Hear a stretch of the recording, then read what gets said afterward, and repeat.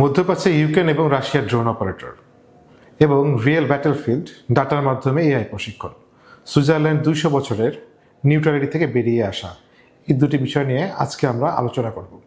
শাকডিকে আপনাকে স্বাগতম। আপনাদের সাথে আমি রয়েছি নাহিয়ান বিন আমজাদ।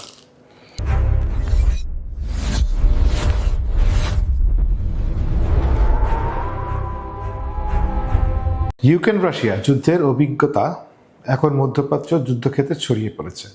প্রেসিডেন্ট ভ্লাদিমির জেলেনস্কি নিশ্চিত করেছেন যে ইউক্রেন, কাতার, সংযুক্ত আরব আমিরাত, সৌদি আরব, জর্ডানে তাদের ড্রোন বিশেষজ্ঞ দল পাঠিয়েছে। এই দলগুলো মূলত FPV, first person view drone operator এবং ইন্টারসেপ্ট ড্রোন বিশেষজ্ঞদের নিয়ে গঠিত, যারা ইরানে শাহেদ ধরনের কামাকাজি ড্রোনের প্রতিরোধে সাহায্য করবে। জেলেনস্কি বলেছেন 11টি দেশ থেকে সাহায্যের অনুরোধ এসেছে। প্রথম 3টি দল কাতার, ইউএই, সৌদি আরব পাঠানো হয়েছে এবং জর্ডানে মার্কিন ঘাঁটি রক্ষায় আলাদা দল গিয়েছে। এটি ইউক্রেনের জন্য কূটনৈতিক লাভের সুযোগ হতে পারে। বিনিময়ে প্যাট্রিক মিসাইল বা অন্যান্য এয়ার ডিফেন্স মিসাইল আশা করছে ইউক্রেন। অন্যদিকে পশ্চিমা গোয়েন্দা সূত্রের বরাতে সিএনএন জানিয়েছে, ইউক্রেন যুদ্ধ থেকে অর্জিত অভিজ্ঞতার ভিত্তিতে রাশিয়া ইরানকে ড্রোন অপারেশনের উন্নত কৌশল শেখাচ্ছে। এতে ওয়েভ অ্যাটাক, রুট পরিবর্তন, এয়ার ডিফেন্স এড়ানো ইত্যাদি অন্তর্ভুক্ত। এটি ইরানের ড্রোন হামলাকে আরও কার্যকর করে তুলছে, যা মার্কিন এবং গলফ দেশগুলোতে লক্ষ্যবস্তুতে সফলভাবে পৌঁছে যাচ্ছে। ইউক্রেন যুদ্ধে রাশিয়া 2022 থেকে ইরান নির্মিত শাহেদ ড্রোন ব্যবহার করছে। এর বিরুদ্ধে ইউক্রেন বিশ্বের সেরা low cost counter drone system গড়ে তুলেছে, যাদের মধ্যে রয়েছে এফপিপি ইন্টারসেপ্টর ড্রোন। এগুলো শাহেদকে ধাক্কা মেরে বা ছোট ওয়ারহেড বিস্ফোরণের মাধ্যমে ধ্বংস করে। অটোনমাস এবং swamp interceptor, radar, electronic warfare এবং অপারেটর প্রশিক্ষণ। আর অন্যদিকে রাশিয়া শাহেদ মাস প্রোডাকশন করে ইরানকে ট্যাকটিক্যাল অ্যাডভাইস দিচ্ছে, যেমন মাস অ্যাটাক, ডিফেন্স পেনিট্রেশন। সরাসরি প্রশিক্ষক পাঠানোর খবর স্পষ্ট নয়, কিন্তু গোয়েন্দা সূত্র বলছে এটি গভীর সহযোগিতার লক্ষণ ইতিমধ্যে পরিষ্কারভাবে দেখা যাচ্ছে। ইউক্রেনের ঐতিহাসিক পদক্ষেপ এআই প্রশিক্ষণের জন্য বিশ্বের প্রথম ব্যাটেলফিল্ড ডাটা উন্মুক্তকরণ। ইউক্রেন প্রতিরক্ষা মন্ত্রী মিখাইল ফেদরভ একটি বড় ঘোষণা দিয়েছেন। ইউক্রেন বিশ্বের প্রথম দেশ হিসেবে তাদের প্রকৃত যুদ্ধের ডেটা সহযোগিতার জন্য উন্মুক্ত করছে, যাতে ড্রোন বা চালকবিহীন স্বায়ত্তশাসিত সিস্টেমের এআই মডেলগুলো আরও উন্নত করা যায়। মন্ত্রিপরিষদ কর্তৃক অনুমোদিত এই উদ্যোগটিকে প্রতিরক্ষা মন্ত্রণালয়ের centre for information and development of defence টেকনোলজির একটি ডেডিকেটেড এআই প্ল্যাটফর্মের মাধ্যমে এই অন্যান্য ডাটাসেট নিরাপদ অ্যাক্সেস প্রদান করবে। এর মূল বিষয়গুলো হলো অ্যানোটেড ডাটাসেট, হাজার হাজার ড্রোন মিশন থেকে সংগ্রহীত লক্ষ লক্ষ ভিডিও ফুটেজ, যেমন রুশ সরঞ্জাম, সেনা ও ভূ প্রতিকৃতি চিহ্নিত করা আছে। এটি এআই মডেলের মাধ্যমে স্বয়ংক্রিয়ভাবে লক্ষ্যবস্তু শনাক্ত করতে শেখাবে। এই ডাটাসেটগুলো ইতিমধ্যে ইউক্রেনের যুদ্ধক্ষেত্র ব্যবস্থাপনা ডেল্টাতে ব্যবহৃত হচ্ছে, যা স্বয়ংক্রিয়ভাবে স্থল ও আকাশপথের লক্ষ্যবস্তু শনাক্ত করতে সক্ষম। সংবেদনশীল তথ্য ফাঁস না করেই আন্তর্জাতিক পার্টনাররা এই প্ল্যাটফর্মে তাদের ড্রোন এআই উন্নত করতে পারবে। ইউক্রেনের লক্ষ্য হলো এই ডেটা বিনিময়ের মাধ্যমে পশ্চিমা দেশগুলোর কাছ থেকে আরও উন্নত অটোনমাস প্রযুক্তি ফিরে পাওয়া, যাতে রাশিয়াকে প্রযুক্তিগত যুদ্ধে পরাজিত করা যায়। আন্তর্জাতিক কোম্পানি এবং স্টার্টআপ কোম্পানিগুলো বাস্তব যুদ্ধের এমন ডাটা পাবে যা কোনো সিমুলেশন বা কৃত্রিম পরিবেশ তৈরি করতে সম্ভব নয়। এর বিনিময়ে ইউক্রেন সম্মুখ সমরের স্বায়ত্তশাসিত প্রযুক্তিগুলো আরও দ্রুত উন্নত করবে।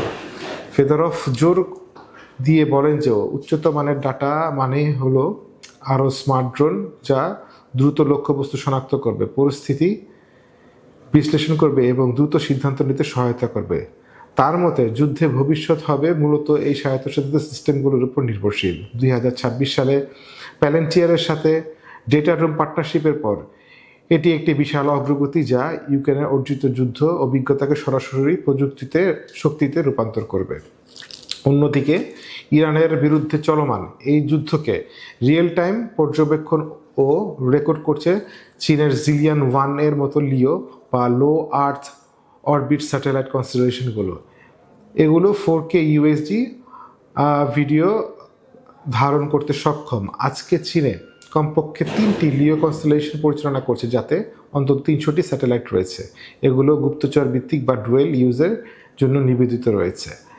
আমেরিকার ঘাঁটিগুলো যে ছবি প্রকাশ করা হচ্ছে তা থেকে স্পষ্ট চীনারা মার্কিন নৌবাহিনী এবং বিমান বাহিনীর যুদ্ধ কৌশল একটি সত্যিকারের বিশ্বকোষ তৈরি করছে। প্রতিটি জাহাজের অবস্থান, ফ্লিট ট্যাকটিক্স, জ্বালানি সরবরাহের সময়, গোলাবারুদের পুনরায় সরবরাহের সবকিছু চীনা স্যাটেলাইট দিয়ে নজরদারি করছে। এর মধ্যে রয়েছে এয়ার ডিফেন্স সিস্টেমের সঠিক অবস্থান ও আচরণ, তাদের রিয়াকশন টাইম ম্যাপিং, মিসাইল ট্রেজেক্টরি এবং রিপ্রোগ্রামিংয়ের সময়কাল।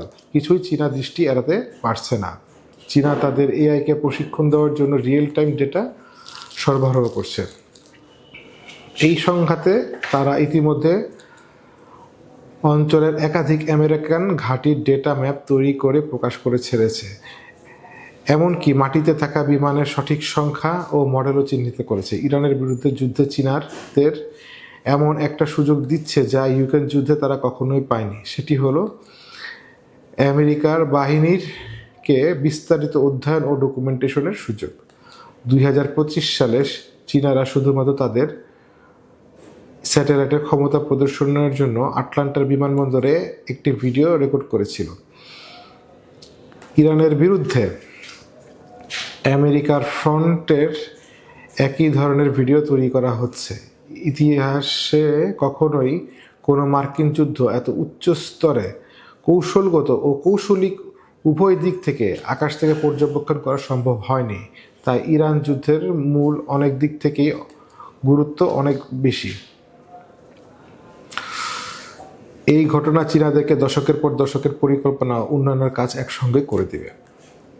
এবার ইউরোপ। সুইজারল্যান্ড এমন কিছু করেছে যা তারা গত 200 বছরে বেশি সময়ও করেনি। যে দেশটি উভয় বিশ্বযুদ্ধে নিরপেক্ষ ছিল, যেখানে জাতিসংঘের সদর দপ্তর অবস্থিত, যে দেশটি ইরানে মার্কিন যুক্তরাষ্ট্রের সাথে প্রতিনিধিত্ব করে, তারা এইমাত্র প্রকাশ্যে ঘোষণা করেছে যে যুক্তরাষ্ট্র আন্তর্জাতিক আইন লঙ্ঘন করেছে। সুইজারল্যান্ডের প্রতিরক্ষা মন্ত্রী বলেছেন, ইরানে হামলা আন্তর্জাতিক আইনের সুস্পষ্ট লঙ্ঘন এবং যুক্তরাষ্ট্র ও ইসরায়েল শক্তি প্রয়োগের ওপর আন্তর্জাতিক আইনের নিষেধাজ্ঞাকে ভেঙেছে। গত 28 ফেব্রুয়ারি যুদ্ধ শুরু হওয়ার পর থেকে সুইজারল্যান্ড 2টি মার্কিন সামরিক বিমানের আকাশসীমা ব্যবহারের অনুরোধ প্রত্যাখ্যান করেছে। নিরপেক্ষ এই দেশটি মুখ খুলেছে এবং তারা যা বলছে তা হলো যুক্তরাষ্ট্র ভুল করেছে। সুইস ফেডারেল কাউন্সিল এখন যাচাই করে দেখছে নিরপেক্ষতার আইনের অধীনে এই সংঘাতকে যুদ্ধ বলে শ্রেণীভুক্ত করা যায় কিনা। যদি তারা তা করতে পারে, তবে সুইস আকাশসীমার মধ্য দিয়ে সমস্ত মার্কিন সামরিক উড্ডয়ন আইনগতভাবে নিষিদ্ধ হয়ে যাবে। যুক্তরাষ্ট্রে অস্ত্র রপ্তানি বন্ধ হয়ে যাবে। 1979 সাল ছিল ইরান মার্কিন সম্পর্কের জন্য একটি গুরুত্বপূর্ণ বছর। এই সময় ইরানি বিপ্লব এবং ইরানে হস্টেজ সংকট, যেখানে তেহরানে মার্কিন দূতাবাস দখল করে 52 জন আমেরিকানকে জিম্মি করে রাখা হয়। সুইজারল্যান্ডের ভূমিকা এই সময় থেকেই শুরু হয়। হস্টেজ সংকটের পর যুক্তরাষ্ট্র ইরানের সঙ্গে সরাসরি কূটনৈতিক সম্পর্ক ছিন্ন করে। 1980 সালে সুইজারল্যান্ড যুক্তরাষ্ট্রের প্রোটেক্টিং পাওয়ার হিসেবে সম্মত হয়। এর মানে তেহরানে সুইস দূতাবাস মার্কিন নাগরিকদের সান্ত্বনা, কাউন্সিল সেবা এবং দুই দেশের মধ্যে যোগাযোগের নিরপেক্ষ মাধ্যম হিসেবে কাজ করবে। সুইজারল্যান্ডের এই ভূমিকা 45 বছরেরও বেশি সময় ধরে পালন করে আসছে। 2026 সাল পর্যন্ত এখনও চালু রয়েছে।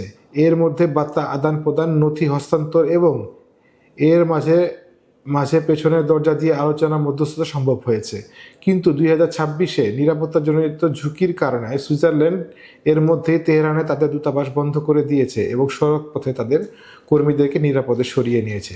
সুইজারল্যান্ড যখন প্রকাশ্যে বলে যে মার্কিন পদক্ষেপ আন্তর্জাতিক আইন লঙ্ঘন করেছে, তখন তারা শুধুমাত্র দৃষ্টি আকর্ষণের চেষ্টা করছে না, বরং তারা এমন একটি আইনি ব্যবস্থাকে নথিভুক্ত করছে যা এই যুদ্ধের পুরো যৌক্তিকতাকে প্রশ্নবিদ্ধ করে দেওয়া হবে। সুইজারল্যান্ডের নথিপত্রের এমন একটি ধারা পেপার ট্রেল তৈরি করছে যা আন্তর্জাতিক আদালত ও জাতিসংঘের কার্যক্রম ও ভবিষ্যৎ কূটনৈতিক আলোচনায় অত্যন্ত গুরুত্বপূর্ণ ভূমিকা পালন করবে।